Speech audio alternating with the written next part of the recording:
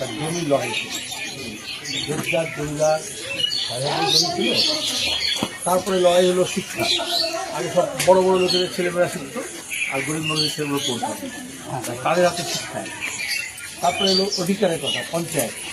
শুধু সব দিল্লি থেকে না হবে, কলকাতা যাবে না, গ্রামের মানুষ গ্রাম সংসদ করে সব ঠিক করবে, রাস্তাঘাট। তারপরে কিছু লোককে এমন বোঝানো হলো পরিবর্তন হবে, আর মমতা এসে 10,000 মাদ্রাসা করে দেবে, সব চাকরি করে দেবে, হলো না? তাতে ক্ষতি হবে। এখন চাকরি দেখছো, চাকরি দেওয়া তো ছেড়ে দাও, 25,000 লোক যে স্কুলে চাকরি করছিল বললো সব বেআইনি ঘুষ করে হয়েছে। সে টাকা খেলো, মমতা ভাইপোটা খেয়েছিল। একজনকে বাঁচানোর জন্য 25,000 চাকরি চলে। হাইকোর্ট বললো প্রমাণ দাও, কি পরীক্ষা হয়েছে, কি কাগজ হয়েছে, সব পুড়িয়ে দিচ্ছে, শোনা হচ্ছে। সবাই জানে এটা যেমন স্কুলে হয়েছে, এটা মাদ্রাসায় হয়েছে, সেটাও দেখছে না। এবার যদি গরিব মানুষের কোথায় ছেলেমেয়েরা যেসব স্কুলে পড়ে, আস্তে আস্তে সেই স্কুলে উঠে যাদের পয়সা আছে, যেমন হাসপাতালের ক্ষেত্রে রয়েছে, হেলথ সেন্টার। আমাদের সময় ছিল যখন আমরা মনমোহন সিং সরকারকে সমর্থন করেছিলাম, রুরাল হেলথ মিশন হয়েছিল, সব যে প্রাইমারি হেলথ সেন্টার, এই ইসলামপুরে হাসপাতাল। এখন কি হয়েছে, আবার ছোট ছোট বাচ্চারা স্কুল যাওয়ার আগে ICDS সেন্টার করা হলো। দুপুরে গরিব ছেলে আসে, মাথা ঘুরে যায়, খেয়ে আসে না বাড়িতে, মিড ডে মিল চালু হলো, বইপত্র দেওয়া আরম্ভ হলো। মমতা এসে এখন স্কুলটাই তুলে দিল, সরকারি হাসপাতালই তুলে দিল।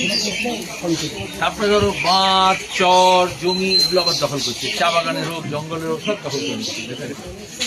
এই জন্য আমরা তো আবার নতুন করে আমাদের দুর্বলতা হয়েছে। এখানে আপনারা জানেন বাপ ঠাকুর যারা করেছিল, তারপরে ছেলেগুলো বললো আরামসে আছি, ঠিক আছে, এ দিল মাঙে মোট, জমি তো পেলাম, এবার বিল্ডিং পেয়ে যাবো। এদিকে ঘর দিচ্ছে, টাকাই দিচ্ছে না, মেরে দিচ্ছে, হ্যাঁ, চাকরি তো দিচ্ছে না, 100 দিনের কাজের টাকা মেরে দিচ্ছে।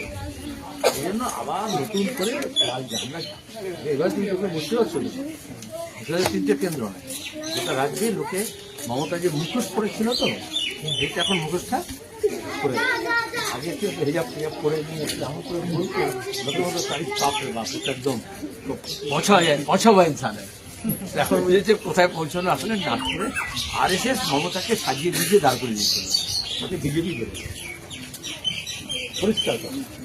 এই জন্য এখন দেখছে এত কেস কাছারি হচ্ছে, তো ভাইপো আর পিসিকে ধরছে, বাকি লোকজন এদিক ওদিক হচ্ছে, তো নিচুতলা মারামারি করে লাভ কি, ওপর থেকে তো একটা হয়ে গেছে।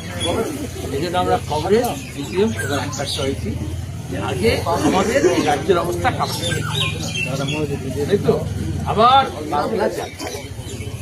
যারা যারা এখন তারা নাতি পড়ছে, আবু বকরের মতো লোক ছেলে পড়ছে, তারা আবার নতুন করে যাবে। দেখলাম ইনসাফ ব্রিগেড হলো, আনিস্তানকে খুন করলো, তার বিচার নেই, নতুন বিচারে খুন করলো, তার বিচার নেই। ভোটটা আবার দিয়ে সন্দেশখালী থেকে আরম্ভ করে মানে চাকুরি করছে, নিজের অফিসের ডেকে মেয়েদেরকে ভোগ করছে, তো পরিবেশ এসব ছিল। আমরা এখন একটা হয়েছি, ওদের মনে একটু যৌক্তিক শুরু হয়েছে। সব জায়গায় গন্ডগোল করতে হবে না। কালকে রানীনগরে মিছিল ছিল তোমাদের এখানে, পুলিশ বলছে অভিযোগ পেয়েছি একটা বোমা পড়েছে। এইবারে ভোট আর মাঝখানে করলো, বললো ভোট দিতে পারবো তো, পঞ্চায়েত ভোট না, এখানে আগে পঞ্চায়েতের সাথে তাও এখানে গন্ডগোল করতে পারিনি, কমিটি গন্ডগোল করেছে, কাউন্সিল গন্ডগোল করেছে, বাক্স দিয়ে EVM মেশিন 3 নম্বর খাতাও একটু বলতে হবে। আর যেখানে গন্ডগোল করবে সেখানে খুব টাইট ব্যবস্থা, আমি একসঙ্গে দাঁড়িয়ে করতে হবে, এখানে কেউ ডানায় হাত দিতে পারে। ভালো কথা।